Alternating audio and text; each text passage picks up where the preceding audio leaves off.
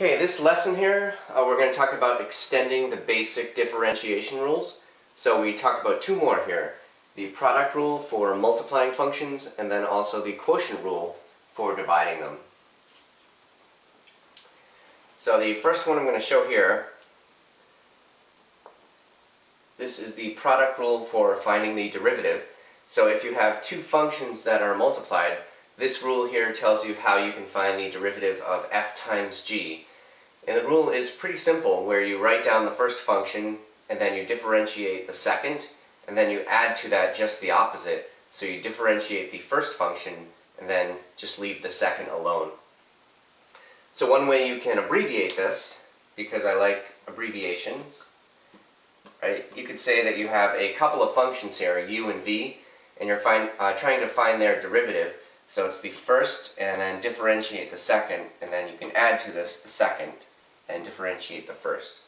So this is pretty much the way the rule works. It will apply to a variety of functions, right? As long as you're multiplying two functions and you want to find their derivative. So a very typical example of this would apply nicely to something like this, right? Where your function y is equal to x times e to the x.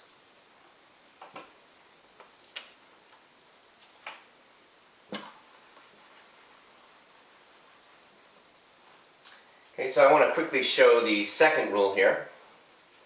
And this one is much more complex looking, but it is closely connected to the product rule. So this one is called the quotient rule for good reason, because now we're trying to find the derivative of the division of two functions, right? They're divided here, f divided by g. And the way this rule goes is you write down the bottom function and then differentiate the top, and then subtract from that the top function, and then differentiate the bottom function, and this is all divided by the bottom function squared. So again, I like to just jot down the shortcut here, where you don't have to write the dependency on the x every single time. So this is a nice way that you can remember it. So this rule requires more space, right, just to write it down. So you could say the derivative of u divided by v. So it's the bottom, and then we differentiate the top, minus u, differentiate the bottom, and this is divided by the bottom squared. So what you see here in red is has the essence of the formula here, but it doesn't require as much to write it down. And again, a typical example, right, where this rule would apply would be something like this, right? Anything that really involves a quotient form and you can't really simplify it. So if you had a function like x divided by x plus 1, this would be a good rule, right, to find dy dx. So big thing to focus on and not to forget about is that both of these rules, right, the quotient rule and the product rule that we saw a minute ago, both of them come from this limit here. Okay, this basic thing not to forget. That this is the formula or the definition of the derivative, where what we do is we set up the difference quotient and then we take the limit as h goes to 0.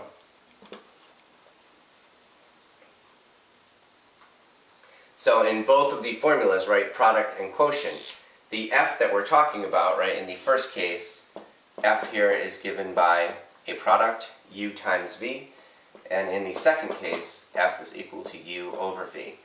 So basically, if you apply this definition to these forms, right, you end up with the formulas that you see in this lesson.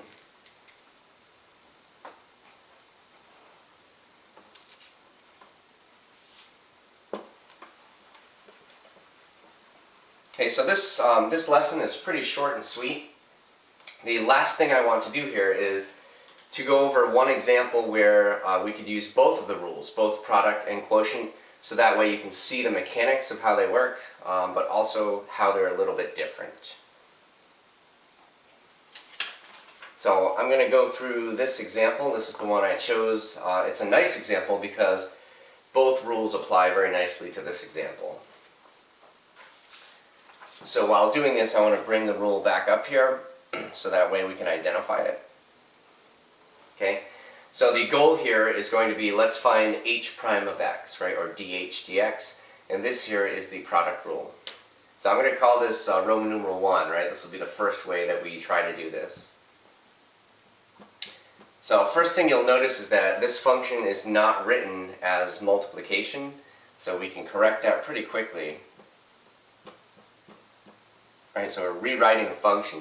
So e to the x divided by x to the fourth is the same as e to the x times, right, x to the minus 4. And the moment you do that, you now have an f function and a g function, right? So you can identify the first and the second, so you can try this rule. So here goes, right? This will be h prime. Okay? And notice how much this is going to rely on the previous basic rules of differentiation that we talked about. So here it's going to be the first function, e to the x, and then we find the derivative of this. Okay, so that one is by the power rule. So negative 4x, and then you drop the power by 1. And then we're going to add to this the second function, x to the minus 4, and then differentiate the first. So we know that's going to stay the same. So the nice thing about the product and quotient rules is you get the answer really quickly, but you often have to simplify. So I'm going to take out e to the x as a common factor. We're going to remove that and see what's left. And then what we're going to try to do is to rewrite everything else. So this first term we can write as negative 4 over x to the fifth. And then the second one, 1 divided by x to the fourth, like that. So this would probably be an acceptable answer. If you want to get a common denominator here, it's pretty simple, right? You could multiply the bottom and the top by x, and then I think that would pretty much do it, and you could write down the answer. So e to the x is outside, and then now we'll have a common denominator of x to the fifth. So I'm going to put that down here, like that. And then it looks like we have negative 4 plus x, or you could write x minus 4. It just looks a little better, just like that. So I'll circle this. Okay, so this is the original function, right? H of x equals e to the x over x to the fourth. If you want the derivative h prime, we've got it right here. And we did it by taking this function and writing it as a product, right? And then getting that answer. Okay, so I want to show you a different journey here. So we'll take this down, and we'll put this one up, right? The important thing here, I guess, is just to see this formula, right, when we have the division that's involved. So I'll push this up. Okay, and we're going to retry this problem here.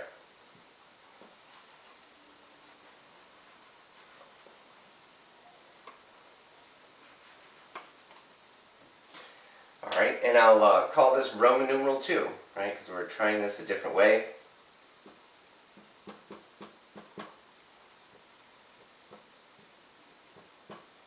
Okay, so there's the function there. And so you'll notice here, we don't have to do anything to rearrange this. This is already in the division form, right, as a quotient, so you can apply this formula directly. So this requires some room on the board, and then we'll try to simplify. Okay, so notice you have to identify this is your top function and this is the bottom, and here we go. So it'll be the bottom function and then differentiate the top, which is unchanged, and then subtract the top, e to the x, and then differentiate the bottom. So this will be 4x cubed. Okay, notice that looks different than the last way that we did this, and then it's the bottom function squared. Right, so it takes on that form. So this is a direct application, right, of what we did up there. So maybe we can do a little bit of simplification here and then see if the answers match up. Okay, power to a power on the bottom, we have x to the power of 8. And then similar to what we did with the product rule, e to the x can be factored out. You'll notice you have x to the fourth and x cubed, so you can also remove an x cubed. So I think I'm going to go for that, right? X cubed, and then e to the x, and then see what is left over. So this will have an x remaining, and then here you'll only have the 4. Okay, so then let's remove this here.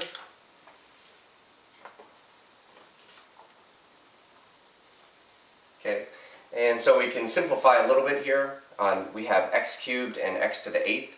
So we can remove an x cubed out of this. And so we can divide out x cubed, and that will knock this down to the 5th power. Okay? So if we take a look at what our answer is here, h prime of x. Alright, we have x to the 5th here. And then what we have left over is e to the x. And then in parentheses, x minus 4. So if you look back at our previous answer, I believe the only difference is we had e to the x outside, but this is in an equivalent form, right? It's basically the same form. So you'll notice the journey using the quotient rule, it looks a little bit different, right? But the answers here are the same.